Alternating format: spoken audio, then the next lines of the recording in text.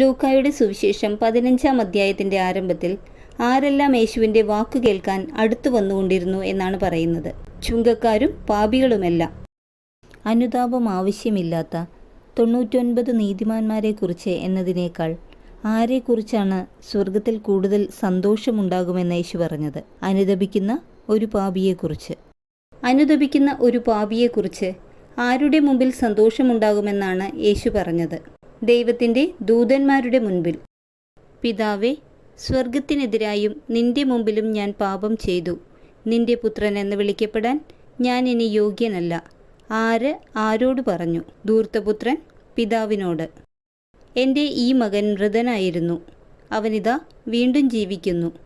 അവൻ നഷ്ടപ്പെട്ടിരുന്നു, ഇപ്പോൾ വീണ്ടു കിട്ടിയിരിക്കുന്നു. അധ്യായവും വാക്യവുമേത്? ലൂക്ക 15-ാം അധ്യായം 24-ാം വാക്യം.